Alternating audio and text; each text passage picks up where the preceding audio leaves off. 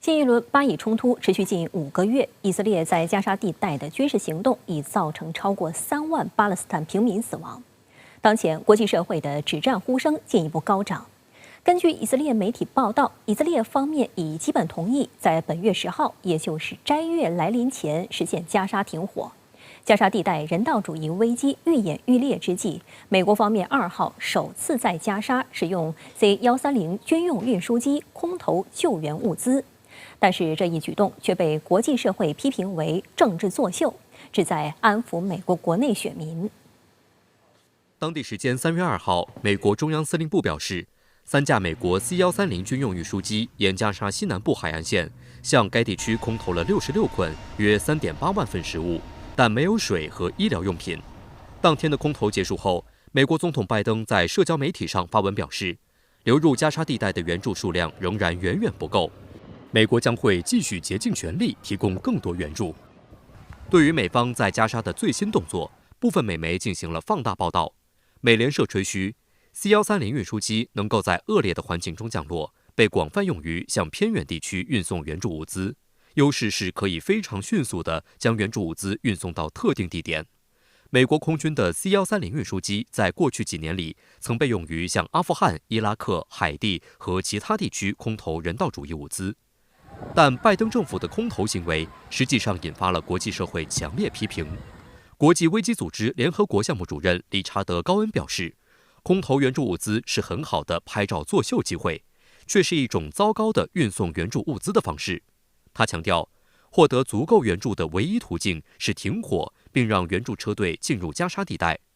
美国国际开发署前地区主任戴夫·哈登表示，美国空投援助物资是向加沙地带提供援助的象征性且无效的方式，此举旨在安抚美国国内选民。还有分析指，随着加沙人道危机愈演愈烈，美国也因袒护以色列面临世界的广泛质疑。在这种情况下，拜登政府此举更像是为了减轻负罪感。观察指出，如果美方真的想要对加沙地带的平民进行援助，或许不该选择空投物资这种方式。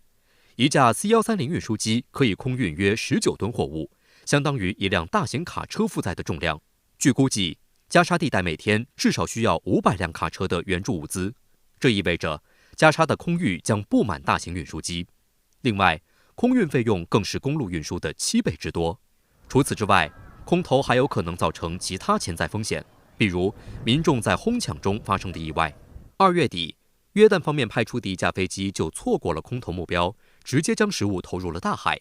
后续视频显示，有巴勒斯坦平民在水中游泳，试图得到一些空投下来的口粮。Airdrops are expensive and inefficient, and you only do it in the most dire situation. 美国要举行大选了，所以说呢，他力求表现，结果呢，弄巧成拙。因为你这个空投下去了以后，造成民众的抢夺，他现在好像有一点疾病乱投医的这种状况。除了被批虚伪、政治作秀外，拜登在空投前一日的口误也再次成为媒体关注的焦点。In the coming days, we're going to join with our friends in Jordan and others in providing airdrops of additional food and supplies into Ukraine, and seek to continue to open up other avenues into Ukraine, including the possibility of a marine corridor to deliver large amounts of humanitarian assistance. 当天，拜登在白宫会见来访的意大利总理梅洛尼时预告，美国将开始向加沙地带空投救援物资，但他又犯了说错话的老毛病，把加沙说成了乌克兰。对于这一重大口误，白宫方面不得不出面澄清。When the president said we were airdropping to Ukraine twice, he meant Gaza, correct? He just misspoke. He was referring to Gaza. 新一轮巴以冲突持续近5个月，以色列在加沙地带的军事行动已造成超过3万名巴勒斯坦人死亡。当前，国际社会的止战呼声进一步高涨，为争取停火的斡旋正在进行。巴勒斯坦外交部长马利基2号出席土耳其安塔利亚外交论坛时表示，巴民族权力机构希望加沙地带在10号开始的斋月来临前实现停火。We hope that we will be able to achieve ceasefire today, and we hoped that we were able to achieve ceasefire yesterday, but we have failed. 马利基呼吁国际社会采取更多行动，早日促成停火。他还透露，巴勒斯坦总统阿巴斯将于5号访问土耳其。美国一名高级官员也证实，确有新协议正在酝酿。他表示，以色列已经基本同意在加沙停火6周，以及释放巴勒斯坦囚犯。不过，条件是哈马斯释放被扣押人员，特别是脆弱的伤者、长者以及妇女。一名与哈马斯关系密切的消息人士告诉法新社，哈代表团已经飞往埃及开罗参与谈判。以色列的军事行动其实它一直都是面临很大的困难，尤其现在呢，因为死亡人数已经超过3万人，这个是一个不得了的数字，所以呢，以色列现在也受到了国际上很大的压力，所以它现在的这个状态呢，也是有一点进退维谷。巴以冲突的外溢风险仍在加剧，胡塞武装持续袭击红海商船导致的航运危机还没能缓解。被其导弹击中的英国货轮卢比马尔号1号夜间在也门海岸附近沉没，上面载有的2.2万吨化肥和燃油倾泻，令外界担忧红海将爆发严重生态危机。也门政府3月2号发表声明说，受暴风雨影响，此前被胡塞武装导弹击中的英国货轮卢比马尔号1号夜间在也门海岸附近沉没，成为红海危机爆发以来第一艘沉没的遇袭船只。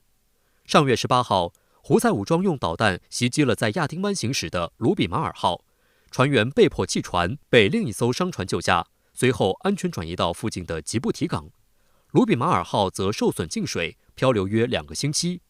值得一提的是，卢比马尔号载有约2.2万吨化肥以及大量航行所用的燃油，外界普遍担心船只沉没将引发生态灾难。除了渔业受打击外，区内的海水化淡设施、当地海洋环境都会受到严重影响。此外，该船距离陆地只有16海里，还将威胁到附近的海岸生态。事实上，该船在漂流期间已经漏出油污长达30公里。The information that we've seen in the news is that it is most likely ammonium nitrate, and there are a lot of risks associated with such spill. We need to understand first that ammonium nitrate is it's a fertilizer with high acidity, and therefore such risk can disrupt the pH balance of this marine ecosystem and cause various effects on species in the water column. 卢比马尔号货轮在英国注册，悬挂中美洲国家伯利兹国旗。此前从阿联酋豪尔费坎港出发，前往保加利亚瓦尔纳港，在也门附近曼德海峡遇袭。曼德海峡扼守红海南端，连接亚丁湾；红海北端经苏伊士运河与地中海连通。这片水域战略位置重要，是全球重要海运通道，全球约15%的交通都经过红海。本轮巴以冲突爆发后，胡塞武装开始在红海水域袭击与以色列有关联的船只，以示对巴勒斯坦的支持。红海的这次商船被击沉，确实也是一个非常重大的事件，因为这个会造成红海地区的高度污染。那如何善后？那我想相关国家呢，可能都会要这个绞尽脑汁。同时呢，现在我看美方可能也并没有办法提出很好的一个解决方案。观察指，本次卢比马尔号货轮沉没事件集中体现了巴以冲突外溢所造成的生态危机及航运危机。据路透社此前报道，全球贸易领头羊来自丹麦的马士基航运公司警告称，经由红海的集装箱航运中断将持续至今年下半年，运往美国的货物将出现严重滞留和延误。报道称，在胡塞武装袭击船之后，全球主要集装箱航运公司已经放弃经由红海穿越苏伊士运河的航线，改为选择绕行非洲好望角的更长航线。联合国贸易和发展会议近日表示，过去2个月通过苏伊士运河的商业航运锐减42%。这次这个商船被击沉了，那这个当然就引起了国际上高度的关注。那其他的国家是不是还要派商船经过这条道路呢？这个都会产生非常重大的疑虑。所以说，这个对全世界的航运以及对全世界的这个国际安全以及造成的通货膨胀都有相当大的关联。今年1月以来，美国和英国多次对胡塞武装目标发动空袭，造成人员死伤。就在卢比马尔号沉没当天，美英与胡塞武装还在激烈开火。美国中央司令部称，也门时间3月1号12时40分左右，美军对一枚胡塞武装发射的地对空导弹进行了打击。该导弹当时准备向红海发射，美中央司令部还称，当晚22时46分，胡塞武装向红海发射了一枚反舰弹道导弹，没有任何船只受到撞击或损坏。胡塞武装也毫不示弱，该组织领导人阿卜杜勒·马利克·胡塞此前公开表示，美国和英国的攻击丝毫没有影响胡塞的军事力量，相反，我们仍在继续加大袭击力度。他声称，我们将在红海行动中让敌人大吃一惊。彭博社引述知情人士的消息指，胡塞武装已在加强军事与防御能力，准备与美国及其盟国长期对抗。这名知情人士透露，胡塞武装过去几周已加固了3个山区的阵地，包括在也门首都萨那西北部的哈杰省山区，挖掘更多战壕和隧道。此地与沙特阿拉伯接壤，俯瞰红海，这些偏远而崎岖的地方利于用来隐蔽导弹库存，而超过2000米的高山可以瞄准更远的海域，包括亚丁湾甚至阿拉伯海的船只。